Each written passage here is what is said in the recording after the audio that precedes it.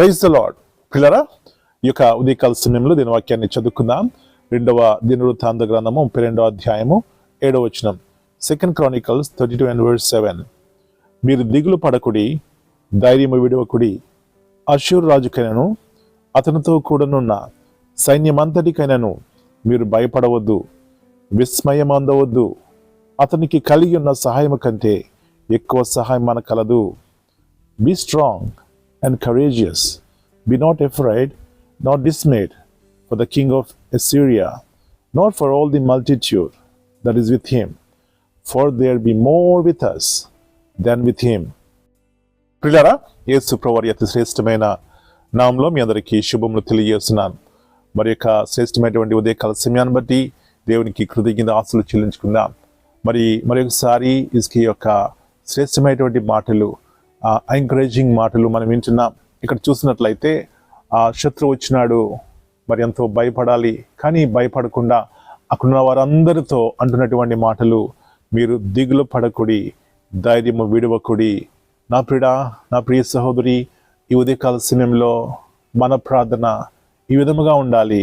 దిగులు పడవద్దు, భయపడవద్దు, ఓ నా మనసా అని. పిల్లరా, మన ఉదయకాల సమయంలో దేవుని ఎదుట సాగిలు పడినప్పుడు దేవుడు మనకి ఏమిస్తారండి? ధైర్యం ఇస్తారు.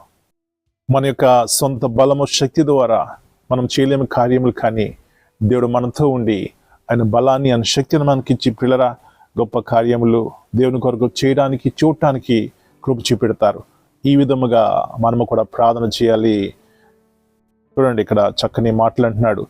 మాంస సంబంధమైన బాహువే అతనికి అండ, మనకు సహాయము చేయుటకును మన యుద్ధములను జరిగించుటకును మన దేవుడైన యెహోవా మనకు తోడుగా ఉన్నాడని చెప్పగా, జనులు యూదారాజైన హిజ్కియా చెప్పిన మాటలు యందు నమ్మకించరి. ఎలాంటి చక్కని మాదిరికరమైనటువంటి జీవితం అండి. మరి మన కుటుంబాల్లో ఈ విధమైనటువంటి విశ్వాసంతో కూడినటువంటి భక్తి మనకున్నట్లయితే మనము కూడా హిజ్కియా వలె ధైర్యముగా ప్రతిదాన్ని ఎదుర్కొంటాం, దేవుని మహింపరుస్తాం. అలాంటి కృప మనందరికీ దేవుడు దయచేయను గాక. ప్రార్థన చేసుకుందాం. పరిశుద్ధమైన దేవా, జీవముల తండ్రి, మరి నూతన ఉదయకాల సమయాన్ని బట్టి మీకు వందనాలు. మీ మాటలు ఎలాంటి శక్తిని, బలాన్ని ఇస్తాయి ప్రభువా. జీవపు మాటలు తిరిగి మా జ్ఞాపకం చేస్తున్నారు. హిజ్కియా మీ మీద ఆధారపడినప్పుడు, మిమ్మల్ని చూసినప్పుడు ఎలాంటి ధైర్యకరమైనటువంటి మాటలు ప్రభు అక్కడ ఉన్న వారికి, భయంతున్న వారికి, దిగులుతున్న వారికి, విస్మయముతున్న వారికి చెప్తున్నాడు, ధైర్యపరుస్తున్నాడు. ఈ విధమైనటువంటి జీవితం కలిగిన వారమే మేము, మా కుటుంబాలు ధైర్యంగా దేవుని కొరకు జీవించడానికి సహాయం చేయమని ప్రభా ఈ దినమంతా మీరు కింద భద్రపరచండి. నేను విడువను, ఎడబాయను అన్న వాగ్దానాన్ని మా జీవితాల్లో నెరవేర్చమని వాళ్ళు మీ చేతికి అప్పగించుకుంటూ ప్రతి కీడు అపాయాలను తప్పించి మరొకసారి హిజ్కియా వలె మేము కూడా ధైర్యంగా ఉండి దేవుని కొరకు గొప్ప కార్యములు చేయడానికి సహాయం చేయమని యేసయ్య అతి పరిశుద్ధమైన ఘనమైన నామమును బట్టి ప్రార్థన చేస్తున్నాను తండ్రి. Amen. God bless you all. Dear brothers and sisters, greetings in the precious name of our Lord and Savior Jesus Christ. In this morning time, we read from 2 Chronicles 32:7. Be strong and courageous.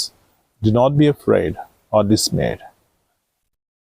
In the face of a powerful army, King Hezekiah encouraged the people of Judah with a message of strength and faith.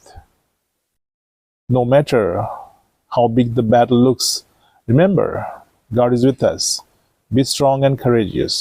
His power is greater than any enemy we face. Trust in Him, for He fights on our behalf. May God help us and fight our battles and trust in God and be victorious in our lives. In Jesus' name, Amen.